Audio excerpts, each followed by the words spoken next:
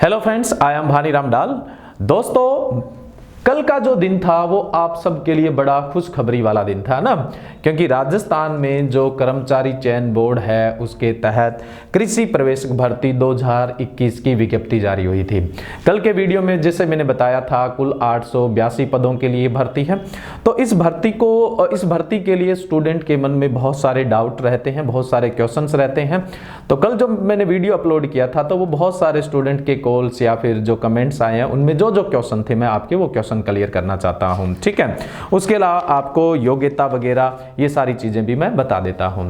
तो कल हम बात कर रहे थे कि टोटल 882 पद है, जिनमें से 842 पद जो है वो गैर अनुसूचित क्षेत्र के हैं और जो 40 पद है वो अनुसूचित क्षेत्र के है ना।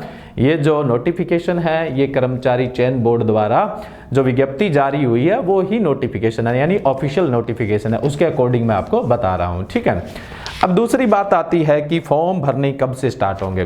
देखिए, फॉर्म भरने स्टार्ट होंगे, कल के वीडियो में भी मैंने बताया था 16 फरवरी से फॉर्म भरने स्टार्ट हो जाएंगे और 17 मार्च तक भरे जाएंगे। आपको 13, 14, 15, 16, 17 मार्च का वेट नहीं करना चाहिए, क्योंकि लास्ट के दिनों में जब आप फॉर्म अप्लाई करते हैं तो नंबर ऑफ स्टूडेंट बहुत होते हैं फॉर्म अप्लाई करने वाले, है ना, क्योंकि अपने तो लास्ट में ही जागते हैं। तो उस समय क्या होता है, साइट बिजी, आपको वेट करना, यानी समय की बर्बादी आपकी बहुत होती है। फॉर्म तो भरा जाता है, नो डाउट, फॉर्म नहीं रुकता है आपका, लेकिन फिर भी आपको परेशानी का सामना करना पड़ता है, इसलिए आप शुरू के अंदर ही फॉर्म भर दें तो सबसे बढ़िया रहता है। अब बात आती है फॉर्म की फीस कितनी है। देखो, जो सामान्य वर्ग के स्टूडेंट है यानी जनरल स्टूडेंट है या फिर ओबीसी में जो क्रीमी लेयर श्रेणी के अंदर आते हैं उनकी जो फीस है वो 450 रुपए है। कितनी फीस है? जनरल और जो ओबीसी में क्रीमी लेयर में आते हैं उनकी फीस है वो 450 रुपए फॉर्म भरने की। उसके बाद नॉन क्रीमी लेयर्स में जो आते हैं ओबीसी की, उनकी जो फीस है वो 350 रुपए है। वहीं पर मैं अगर एससी और एसटी की बात करूं, है ना, तो उनकी जो फीस है वो 250 रुपए। ये तो फीस के फॉर्मेट हो गए। अब अगर मैं बात करूं आरक्षण को लेकर, तो आरक्षण को लेकर अगर अपने बात करें तो आरक्षण जो और भर्तियों में होता है उसी तरह से इनका बंटवारा किया गया है। देखो, इस वीडियो के नीचे मैं कमेंट बॉक्स के अंदर आपको ये विज्ञप्ति का नोटिफिकेशन है ये डाल दूंगा, तो इसमें एक टेबल बनी हुई है। तो किस श्रेणी में कितने पद है, आरक्षण का पैटर्न वही है, अनुसूचित जनजाति है ना, एससी एसटी का जो आरक्षण है वो उतना ही परसेंटेज है। महिलाओं का में जैसे विडो है उनका आरक्षण है, या जो फिजिकल पीएच जो होते हैं उनका अपना आरक्षण है, जैसे सैनिक भूतपूर्व सैनिक होते हैं उनका अपना आरक्षण है, ठीक है। तो वो आप इस टेबल में से देख सकते हो। यहाँ पे मैं एक एक ग्रुप की अगर सीटें बताऊंगा तो बहुत सारा टाइम लग जाएगा, ठीक है। बाकी आपको इन चीजों से ज्यादा मतलब नहीं होना चाहिए, आपको अच्छी मेहनत करनी चाहिए और आपको एक ही सीट चाहिए, आपको अच्छी मेहनत करनी चाहिए, एक ही सीट चाहिए। आपको थोड़ी सी सारी सीटें, आप भी अकेले ही बैठने वाले हो तो आप अपनी एक सीट ही फिक्स करिए, ज्यादा आरक्षण की तरफ मत ध्यान दीजिए ना। नेक्स्ट अपनी बात करें, अगली जो चीज आती है वो सबसे ज्यादा जो क्वेश्चंस रहे थे स्टूडेंट के वो एज ग्रुप को लेके रहे थे, यानी कितनी एज वाला स्टूडेंट है वो फॉर्म भर सकता है ना। तो जो ये विज्ञप्ति है उसमें स्पष्ट लिखा हुआ है। एक चीज अपने अंदर प्रॉब्लम होती है कि हम जो ऑफिशियल वेबसाइट है उस पर विजिट करते नहीं है, इधर उधर से जानकारी इकट्ठा करने की कोशिश करते हैं, इसलिए हमारे पास पर्याप्त जानकारी नहीं आ पाती है। जितनी मैं आपको जानकारी दूंगा वो अकॉर्डिंग टू नोटिफिकेशन और सटीक जानकारी दूंगा, ठीक है। तो एज की बात आती है तो 1 जनवरी 2022 बोल रहा हूं, ध्यान रखना आप, है ना। 1 जनवरी 2022 तक जिसकी एज 18 वर्ष हो जाएगी वो इस एग्जाम के लिए या इस फॉर्म को भरने के लिए योग्य है। तो मिनिमम एज जो है वो 1 जनवरी 2022 तक 18 साल होनी चाहिए, पहली बात। तो दूसरा है मैक्सिमम एज।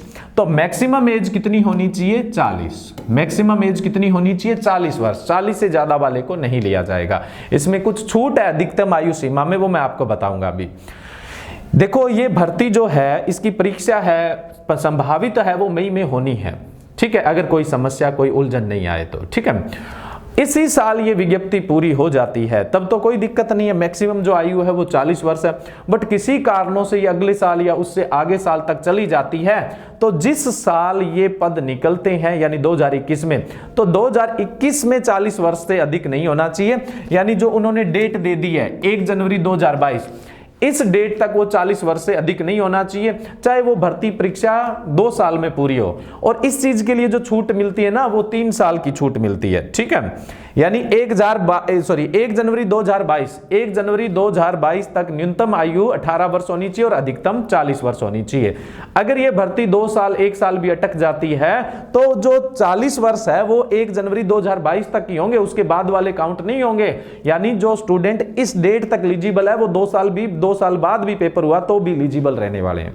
ठीक है, इस चीज का आपको ध्यान रखना है। तो देखो संभावना यही है कि बहुत जल्दी जो भर्ती प्रक्रिया है वो पूर्ण करवा दी जाएगी, कोई दिक्कत नहीं आएगी। बट इस तरह की दिक्कत आती है जो इस नोटिफिकेशन में मेंशन है वो मैं आपको बता देता हूं ना।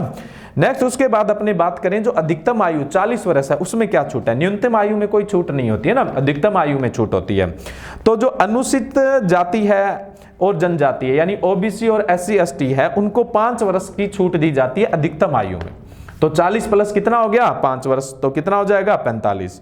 जो आर्थिक रूप से सामान्य वर्ग एवं आर्थिक रूप में कमजोर वर्ग की महिलाएं अभ्यर्थियों के मामले में 5 वर्ष की छूट दी जाएगी।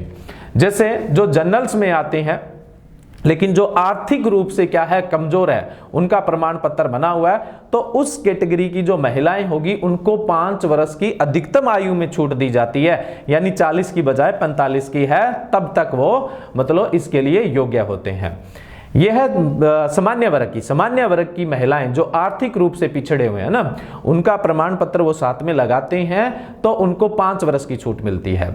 और अगर यही चीज मैं बात करूं जैसे ओबीसी और SC और ST की महिलाएं जो आर्थिक रूप से कमजोर है और जिनकी आयु मतलब अधिकतम आयु की जो सीमा है उसमें 10 वर्ष की छूट दी जाती है, तो कितनी हो जाएगी 40 प्लस 10 यानी टोटल आयु कितनी हो जाएगी 50 तक वो इस एग्जाम के लिए या इस भर्ती परीक्षा के लिए योग्य होंगे। ठीक है, तो मैं दोबारा से बता देता हूं 1 जनवरी 2022 तक न्यूनतम आयु 18 वर्ष होनी चाहिए और अधिकतम आयु है वो 40 वर्ष होनी चाहिए। अगर मैं बात करूं ओबीसी SC और ST के कैंडिडेट है उनको 5 वर्ष की छूट है, और जो सामान्य वर्ग में महिलाएं होती है और जो आर्थिक रूप से पिछड़े हुए हैं उनको भी 5 वर्ष की छूट है। और अगर मैं बात करूं ओबीसी और SC और ST की जो महिलाएं होती है उनको अधिकतम जो आयु सीमा है उसमें 10 वर्ष की छूट होती है, जो मैक्सिमम है उसमें प्लस कर दो जितने साल की छूट होती है। तो ये योग्यता को लेकर आयु से संबंधित बात थी। अब मैं शैक्षणिक योग्यता की बात करूं तो देखो कई स्टूडेंट को डाउट होता है, वो क्वेश्चन पूछते हैं BSc वाले एलिजिबल है या 12th वाले एलिजिबल है। तो देखो इसमें क्या होता है, जिस स्टूडेंट का 12th एग्रीकल्चर से हुआ है यानी एग्रीकल्चर बायोकेमिस्ट्री किसी भी मान्यता प्राप्त विद्यालय से अगर उसका 12th एग्रीकल्चर से हुआ है तो वो इस एग्जाम के योग्य है। लेकिन कुछ स्टूडेंट होते हैं जो साइंस वाले भी हैं या फिर मैं बोलूं मैथ वाले भी हैं, यानी कहने का मतलब मेडिकल और नॉन मेडिकल वाले होते हैं, तो वो BSc एग्रीकल्चर में कर लेते हैं। तो यहां पर 12th एग्रीकल्चर या जिसके पास 12th एग्रीकल्चर नहीं है बट BSc एग्रीकल्चर है वो भी इसके लिए क्या होते हैं एलिजिबल होते हैं। बाकी देखो 11th 12th के अगर बेस पर बात करें तो सिर्फ एग्रीकल्चर वाले एलिजिबल है। अगर किसी के BSc एग्रीकल्चर है तो वो भी क्या है इसके लिए एलिजिबल है। BSc एग्रीकल्चर है या BSc हॉर्टिकल्चर है तो वो भी एलिजिबल है।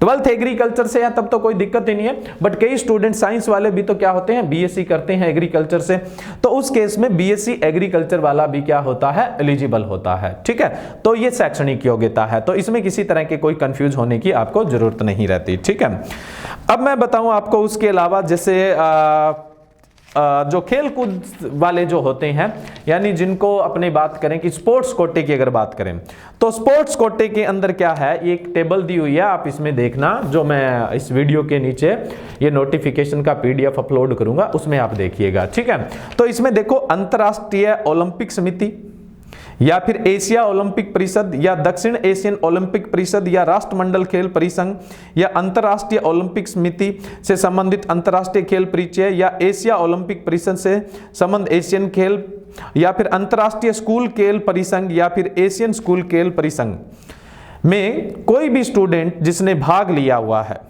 ठीक है, या फिर क्या है मतलब उसमें वो विजेता रहा है या उपविजेता रहा है या फिर भाग लिया हुआ है, तो वो क्या है स्पोर्ट्स कोटे के लिए एलिजिबल होगा। देखो इसमें स्पष्ट लिया हुआ है, स्पष्ट कहा है, जो मैंने श्रेणियां बोली थी उक्त श्रेणियों के स्तंभक संख्या 2 में उल्लेखित अंतरराष्ट्रीय खेल संस्था द्वारा आयोजित नीचे दी गई अनुसूचित के स्तंभ में संख्या 3 में उल्लिखित खेल कूद के किसी अंतर्राष्ट्रीय टूर्नामेंट चैंपियनशिप में व्यक्तित्व या टीम स्पर्धा में भारतीय टीम का प्रतिनिधित्व किया हो। ठीक है।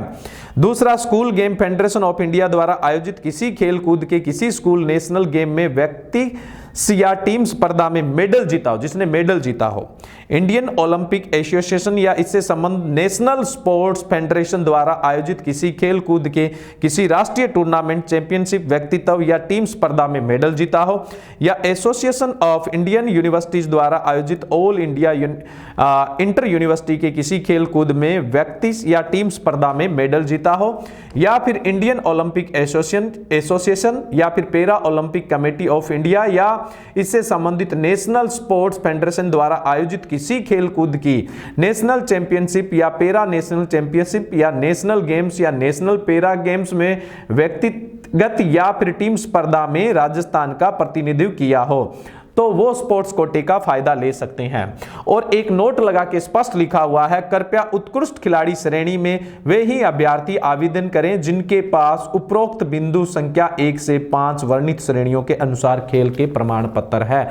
जैसा कि अभी मैंने जो 5 शर्तें बोली थी, उन 5 में से किसी का एक का प्रमाण पत्र है तो ही आप क्या है स्पोर्ट्स कोटे के अंदर अप्लाई करें, नहीं तो नहीं करना है। यदि किसी आवेदक ने जानबूझकर बिना योग्य खेल प्रमाण पत्र उत्कृष्ट खिलाड़ी श्रेणी को अंकित की है तो बोर्ड द्वारा ऐसे आवेदक के विरुद्ध कार्रवाई भी की जा सकती है। तो अगर ये 5 शर्तें आप पूरी करते हो तो आप स्पोर्ट्स कोटे में जाके आवेदन करें, अदरवाइज आवेदन नहीं करें। ठीक है। उसके अलावा एक जो सबसे बड़ा क्वेश्चन आ रहा था स्टूडेंट का, वो ये आ रहा था कि जो अदर स्टेट के स्टूडेंट है, यानी जो राजस्थान को, ये भर्ती राजस्थान के लिए है, तो राजस्थान से जो बाहर के स्टूडेंट है वो इसके लिए आवेदन कर सकते हैं या नहीं कर सकते? बिल्कुल कर सकते हैं, निश्चित होकर कर सकते हैं। बट एक फायदा नहीं मिलता है, जो जाति के आधार पर जो आरक्षण होता है उसका फायदा उनको नहीं मिलेगा। जो जाति के आधार पर उनको जो आरक्षण का फायदा होना होता है वो उनको नहीं मिलता है। ठीक है, ये चीज आपको ध्यान रखनी होती है।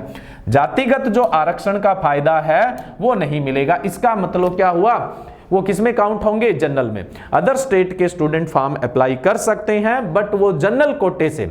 ऐसा नहीं है कि किसी राज्य के लिए या सभी जो बाहर के राज्य है राजस्थान को छोड़ के उनका एक स्पेशल कोटा होगा, उनका कोई स्पेशल कोटा नहीं होता है। ठीक है, ये ध्यान रखना है, उनका अपना कोई स्पेशल कोटा नहीं है, वो जनरल में पार्टिसिपेट करते हैं। जितनी भी जनरल की सीटें होती है वो उनके अंदर पार्टिसिपेट कर सकते हैं। तो अदर स्टेट के स्टूडेंट जैसे यूपी, बिहार, एमपी से बहुत सारे स्टूडेंट का कॉल्स आया था, मैसेज भी आया था, उन्होंने पूछा हम अप्लाई कर सकते हैं नहीं कर सकते? आप बिल्कुल अप्लाई कर सकते हैं, आप जनरल कोटे में जा सकते हैं। और आपको ही पता है जनरल कोटे के लिए 51% सीटें हैं, तो उनके अंदर आप पार्टिसिपेट कर सकते हैं।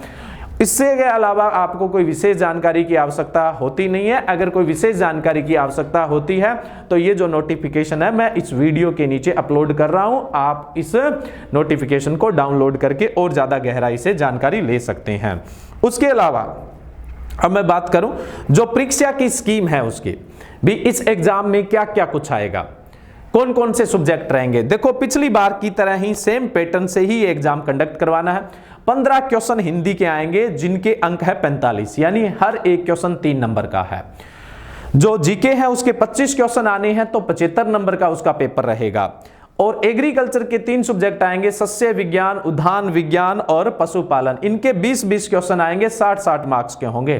टोटल जो एग्जाम होगा, अभी देखो मैंने बताया 15 हिंदी के क्वेश्चन आएंगे, 25 जीके के आएंगे और 20-20-20 जो क्वेश्चन है वो सस्य विज्ञान, उद्यान विज्ञान और पशुपालन के। तो टोटल क्वेश्चन कितने के बनते हैं? टोटल क्वेश्चन कितने बनते हैं? 100। एक क्वेश्चन कितने नंबर का है? 3 नंबर का। टोटल नंबर कितने बनेंगे? 300। 300 का पेपर होना है। अब कई स्टूडेंट पूछते हैं कि इसमें नेगेटिव मार्किंग होगी या नहीं होगी। बिल्कुल नेगेटिव मार्किंग भी होगी। टोटल जो नंबर है वो 300 का है। एक क्वेश्चन सही करते हो तो आपको 3 नंबर मिलेंगे और अगर एक क्वेश्चन गलत करते हो तो आपको -1 नंबर कटेगा आपका। तो इसको हम 1/3 मार्किंग पैटर्न कहते हैं। 1/3 मार्किंग पैटर्न। एक क्वेश्चन सही करते हो तो 3 नंबर मिलेंगे और नेगेटिव मार्किंग की मैं बात करूं तो एक क्वेश्चन गलत करते हो तो -1 नंबर आपका कटेगा। तो ये परीक्षा का पैटर्न रहेगा, समझ गए आप। टोटल आपके 100 क्वेश्चन आएंगे और जो 100 क्वेश्चन होंगे उसके लिए आपको क्या है, 2 घंटे का टाइम मिलेगा 100 क्वेश्चन करने के लिए, 2 घंटे का।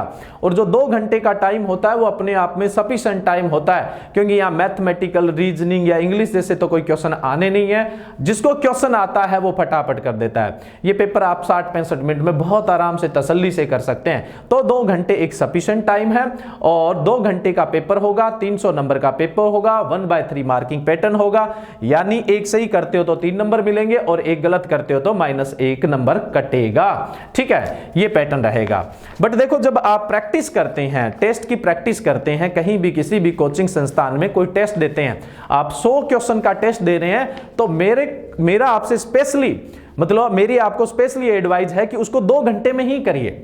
आप 2 घंटे तक उस पेपर को लेके बैठे रहें, चाहे वो पेपर आपका 30 मिनट में हो जाए, 60 मिनट में हो जाए। अब जैसे हम देखते हैं हमारे कोचिंग में जो स्टूडेंट होते हैं, वो 95% स्टूडेंट है वो 60 मिनट में पेपर करके भागने की कोशिश करते हैं।